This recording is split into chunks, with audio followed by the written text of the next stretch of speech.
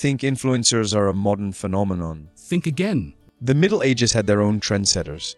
Warriors, fashion icons, alchemists, and social climbers, who shaped history in ways we still see today. Let's meet some of the most famous medieval influencers. Medieval society could be surprisingly flexible. Some folks managed to rewrite their destinies and turn their fortunes around. In this realm, a handful of determined individuals broke the mold and became the original underdog influencers. Giovanni de' Medici wasn't born into luxury, but he was smart and lucky enough to transform a small banking venture into what would become the legendary Medici Bank. His keen eye for opportunity and his entrepreneurial spirit turned him into one of the wealthiest and most influential figures of his time.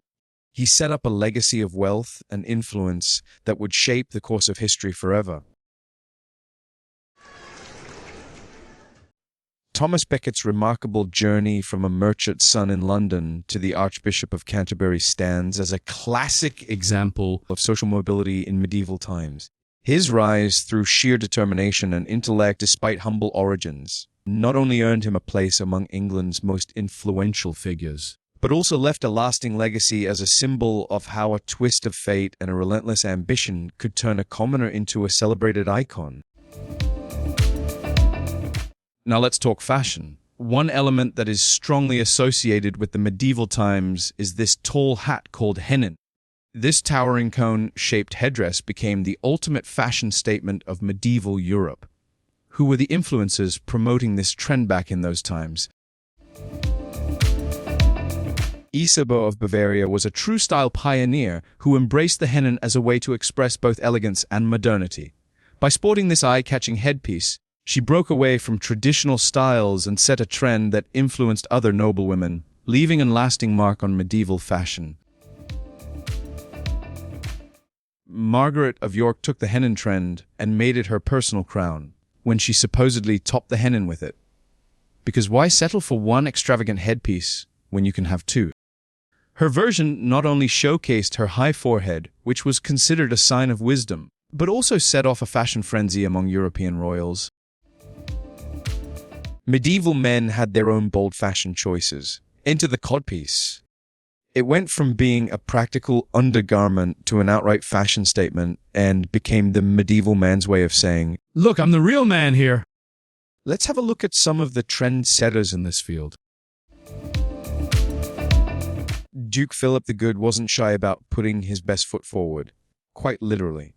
At his Burgundian court, he transformed the codpiece into a badge of honor and high fashion. His innovative approach made it clear that if you wanted to be taken seriously, you needed to accentuate your best assets. Unfortunately for us, though, in art codpiece only begins being exposed formally after the 1480s.